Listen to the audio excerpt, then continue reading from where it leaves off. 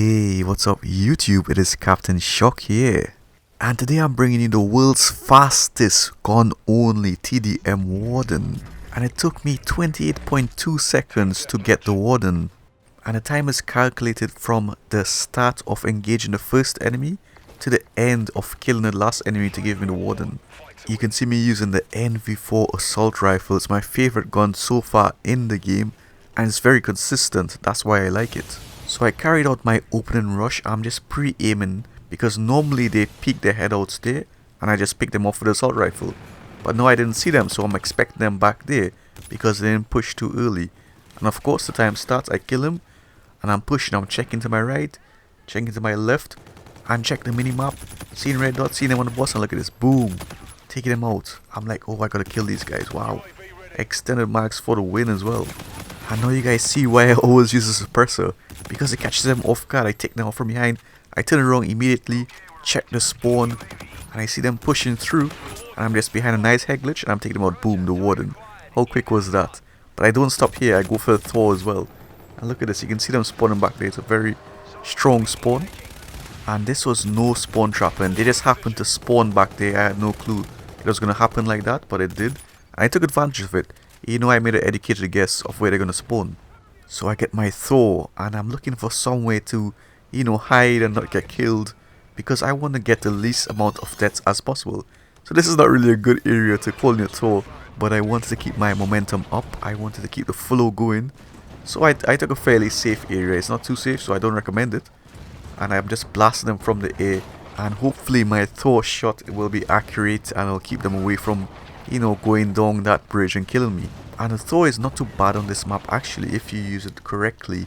And I do actually recommend taking out the thermal sight. You know, remove the thermal sight, you actually see them if they're in a building or not, so then you can, you know, prioritize your targets with the Thor. And you can see them starting to rage quit already while I'm in the Thor.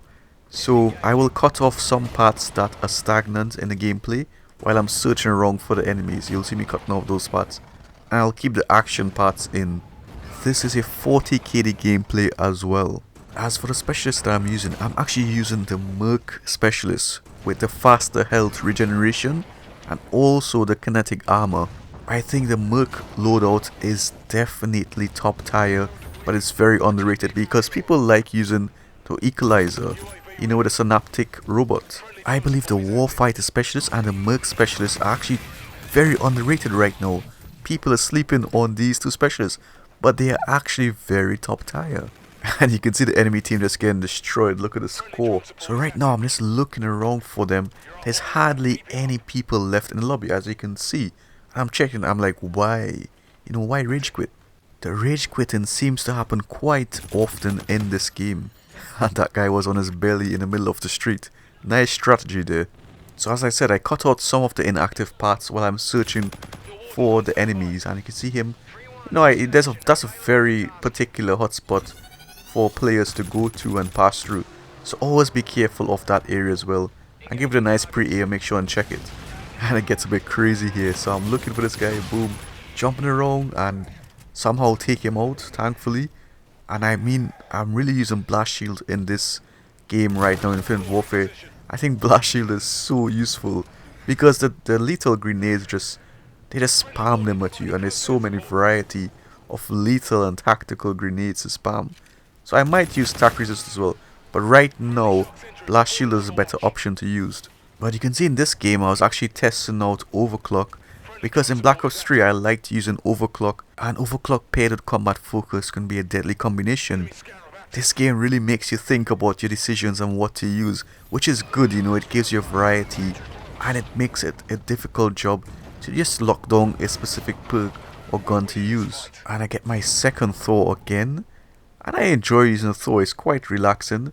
I mean, the Lodestar in Black Ops 2 was better because in particular of the maps are more opened, while in this game, you know, there's a lot of buildings to go into and hide, and the Thor system wouldn't really get them inside the buildings unless there's an opening in the rooftops. And they need to remove the spawn protection in this game or reduce the time of the spawn protection by quite a bit. And the game is coming to an end. From the skies we get a victory, 40 KD. I hope you guys enjoyed that.